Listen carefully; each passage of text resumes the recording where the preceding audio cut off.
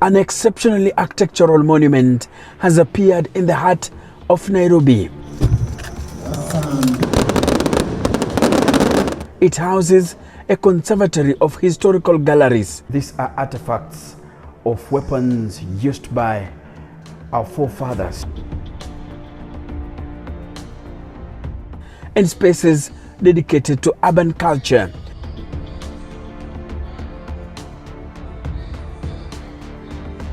It will be the centerpiece of Kenya's drove of cultural treasures filled with precious objects from different parts of Kenya. But what do we perceive as magnificent and why? By looking back, we are better able to look forward. An aura of perfection surrounds the boy of Turkana. He is a paragon of the story of evolution who now holds court at UHURU Gardens in the Gallery of the Peoples of Kenya, as he once did during his time, thousands of years in Turkana.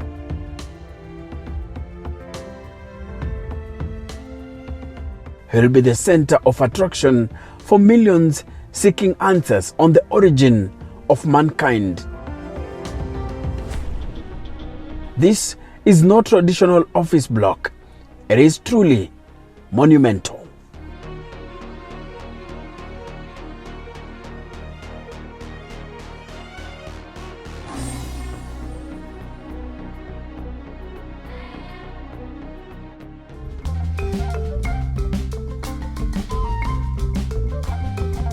At the very heart of the green city in the sun, a renovation project of staggering intricacy has just been completed.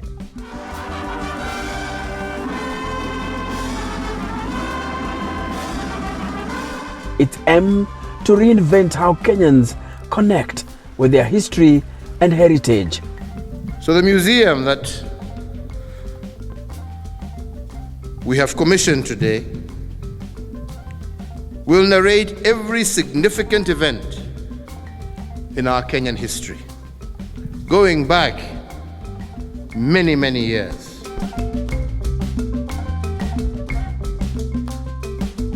Standing along Langata Road, a stone throw from Wilson Airport, the museum is the country's most significant memory chip. A history not told by others about us, but a history gathered by Kenyans for Kenyans. The image of this neighborhood was never at par with its importance in Kenya's history. And so 10 years ago, the government of Kenya opened debate on the future of this popular park. At the center of the plan was a conviction that the area needed to be dug up and redimensioned to conform with its significance and the number of people who visited it. It was about making it more comfortable, brighter, more comprehensive, and above all, how the past, the present, and the future could be audiovisually linked. Work on this mega project began in 2020. And on the 4th of August 2020, Your Excellency, you did break ground. And from then on, this team comprising of architects, engineers, soldiers, and very ordinary people coming from the areas, suburbs, have worked tirelessly to deliver this project.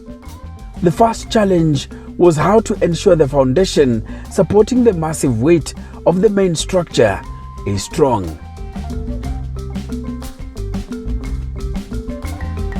The structure, almost the size of the adjacent arena. We are talking about thousands of tons of the framework consisting of steel and concrete.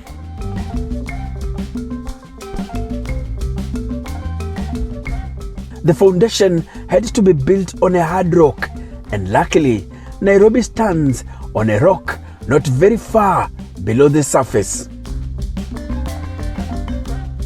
To ensure that this building stands firm, concrete pillars were reinforced with steel. The construction work took 22 months to complete, and it took the determination of over 2,000 people working day and night for 22 months to become a reality. Until Uhuru came to office, it was just there, yeah? Nice place to go and relax and all those things. But what President Uhuru tried to do is to create memories. And we give people reason to go there. Because when you go there, you are likely then to capture more of the Kenyan history, post-colonial history, and maybe a little bit of colonial history, the struggle for independence, than at any other place. This museum was over. I remember, sir, that you ordered that we deliver the project in 1 year. And in particular, you wanted that the 58th Jamhuri Day be celebrated here, signifying the attainment of the initial operating capability. And truly, in December last year, we were able to celebrate the second Jamhuri Day at UHURU Gardens. The main building is in the shape of the country's coat of arms, which is an image of the traditional war shield. How do people protect themselves when they go into warfare? So you carry your own shield. So when spears or whatever arrows come from the other side, you shoot. So symbolism of defense. It's designed to be easily crossed from north to east and south to west. The price of liberating the nation is not the same price of growing the nation. To keep and nurture our freedom, we have to pay a higher price. And part of this price is to be trustworthy stewards of what our founding fathers passed down to us. If you want to mess up people, you deny them their identity. And colonialism was an effort to deny people identity. So when you lose sense of who you are vulnerable. The architects, engineers, builders and KDF soldiers may not live for hundreds of years, but this product of their creativity will for sure leave a legacy long after they are gone. At the access towards the main building is a welcoming reminder of what lies ahead. Sculptures of the country's enticing wildlife, the lions, rhinos, elephants and giraffes. Also engraved here are the images of two Kenyan freedom fighters, Mekatelilu Amenza, believed to have been born in the 1940s in Kilifi County. She led the Griama community against British colonial forces between 1912 and 1915, and Field Marshal Dedan Kimathi. Once you get inside the building, it is massive and beautiful. Well, this is the hall of witness, and what you witness here is the beauty that is called Kenya. As you can see on the screens, there is the landscape of Kenya. Different parts of Kenya, you can see mountains, hills, and even here you can see wildlife. What I'm seeing here is the landscape. I think it's a hill or a mountain there, and it's just beautiful. In simple terms, this is a digital landscape exhibition, and everyone arriving into the galleries must go through here. To go to the main body of the main structure, you must pass through here, the Tunnel of Martyrs. Now, as you see, this is a tunnel. You can hear the echo.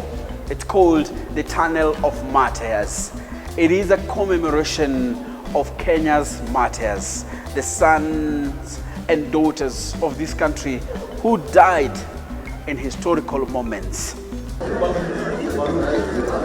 Indeed, this project is a Kenyan connection to the colonial era, the struggle for independence, and the country's current culture, and how it's tied to the pre-colonial culture. Engraved on the walls of the tunnel are stories and names of men and women who lost their lives during colonial times and the struggle for independence. Names that would have been easily forgotten.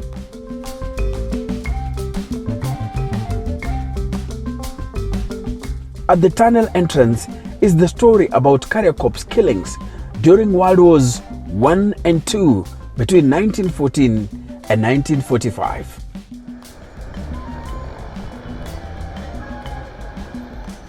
During the First World War between 1914 and 1918, the British formed Kariakops, where over 400,000 Africans were forcefully recruited as part of transportation of supplies as British soldiers battled with Germans in Taita Taveta on the border of Kenya and then Tanganyika.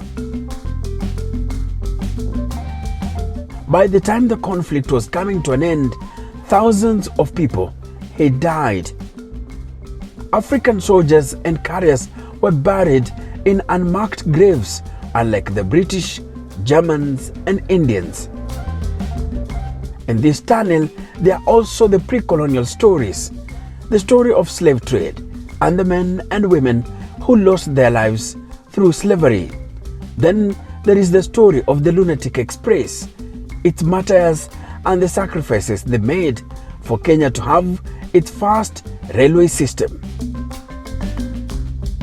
This story in the tunnel talks about over 2,493 African workers who died while constructing the Lunatic Express railway.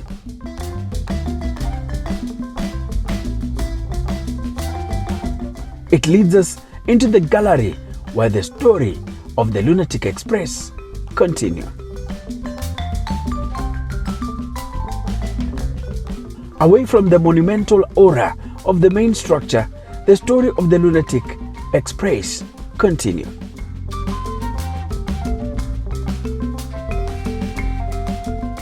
The train itself has been tracked here to form part of the museum.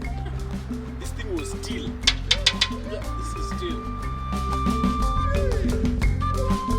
It is intimated that it will be transformed into a hotel to give Kenyans and foreign tourists a tour to the country's past while grabbing a meal or having a cup of Kenyan tea or coffee. The story of this locomotive engine is tied with the history of Kenya. Its arrival at the shores of the Indian Ocean marked the beginning of the colonial era. It is what linked the then headquarters of the British Protectorate with the hinterland and Uganda.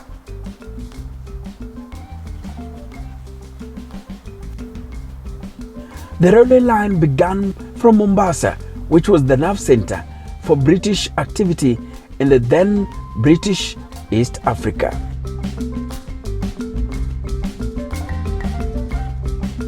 It's all about history, and as you can see here, there is this train. It's a historical train, and even if you can look at the technology used to construct this or build this train, it's historical.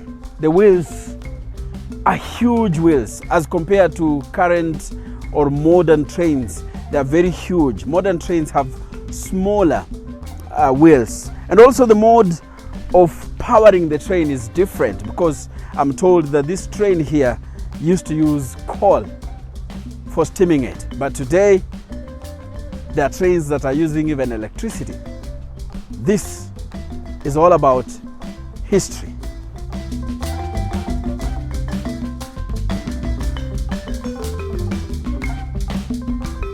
The locomotive cab has an engine that is powered by steam. The driver and the co-driver will sit in this area. So this is where the driver of the locomotive will sit.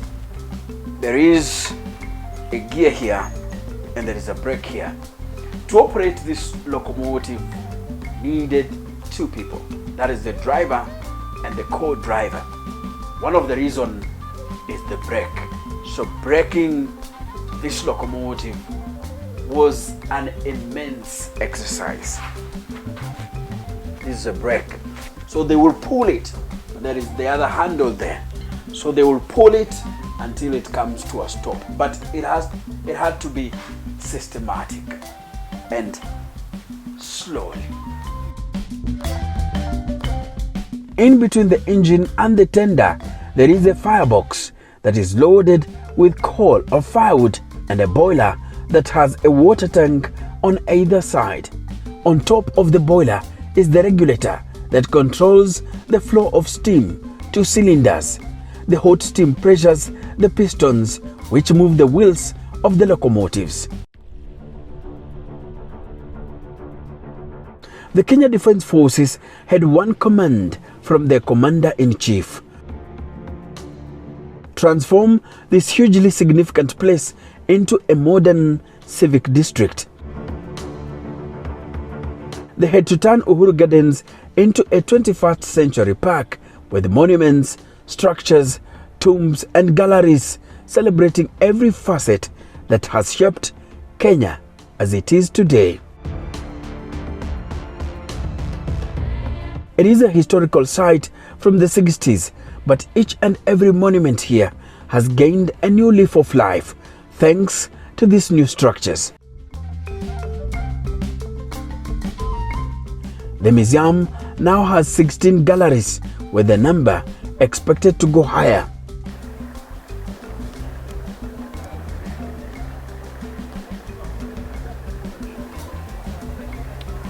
Well, this is the gallery of the people of Kenya. It shows different communities that are in Kenya, their value, the culture, and what makes them great, and how together they make Kenya a great nation. Ladies and gentlemen, welcome to the gallery of the people of Kenya.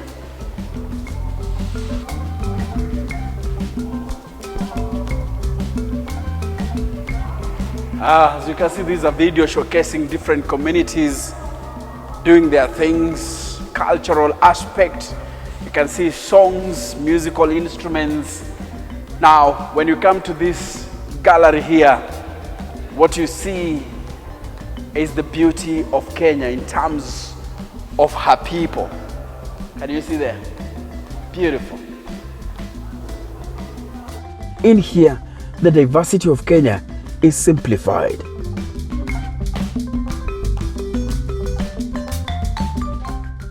The monumental structures and treasures in this museum at UHURU Gardens were once major landmarks and people who shaped Kenya's history. This is the flag that actually identifies the history of where we've come from in terms of colonialism and then moving forward. Should always portray the best, the best that we have, the best of our culture, of our heritage, of our creativity, of our innovation, our aspirations and our hopes for now, for the future. Inside the military gallery, you meet Kenya's pre-colonial, colonial and post-independence war story.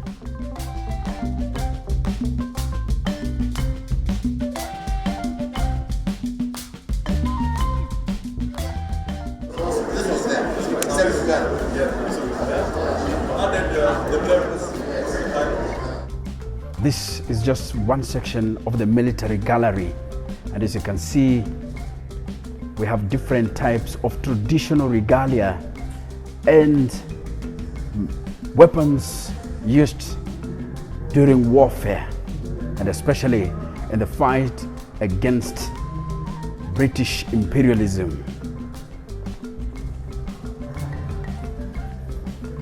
Here now, I can see spears and different kind of spears. I can see short stabs, long spears. I can also see arrows. So this is a very traditional, but this is where history is. According to the Kenya Defense Forces, this is traditional military, how it started, how our forefathers were fighting, and the tools they were using. You can see there, yeah, quite a number of them. And even before the British came, African communities had a way of defending themselves. They had energetic men trained as warriors and were highly regarded. They were armed with traditional weapons and wore specific regalia.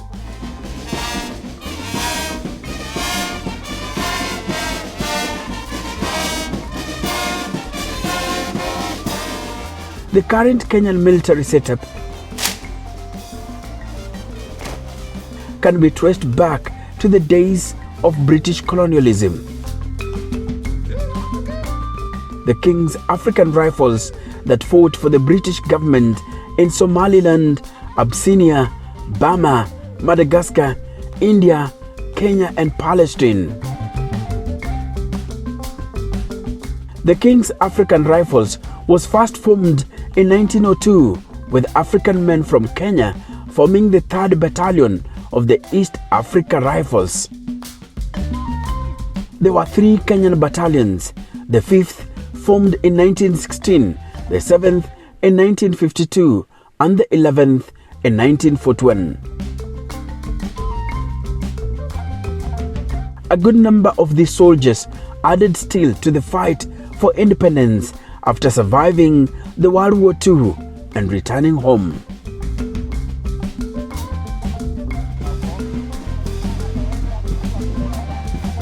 The Kenya Military Forces was formed in 1963 after independence, and it was later changed to Kenya Armed Forces in 1968. Currently, the Kenyan military is called the Kenya Defense Forces, as enshrined in the 2010 Constitution.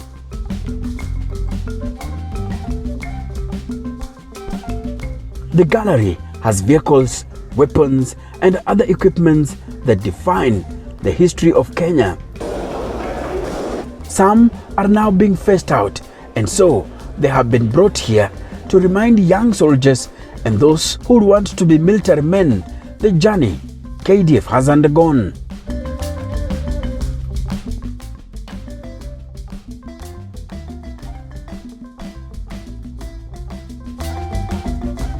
This gallery contains stories of sacrifices made by Kenya's freedom fighters, the torture and the inhumane conditions they were subjected to as the British sought to maintain control. Some paid the ultimate price for Kenya to become the country it is today. On these very grounds sat the largest concentration camp in colonial Africa, holding up to 10,000 freedom fighters at any one given time. Many of our compatriots were tortured and maimed for life in that camp, and many more unknown heroes died in this field. The horrors of this camp and what inspired our founding fathers was that the tree of freedom must be watered by the blood of our patriots. And that is why on Jamhuri Day 1964, we planted a Mugumo tree as a solemn and symbolic reminder of this eternal truth. Although the colonizers killed the messengers in the camp, they could not kill the message. The liberation fever spread across our nation. The museum also has galleries for Kenya's past presidents. There is a gallery dedicated to President Daniel Arap Moi and President Mwai Kibaki. The galleries have their stories, historical pictures, and regalia.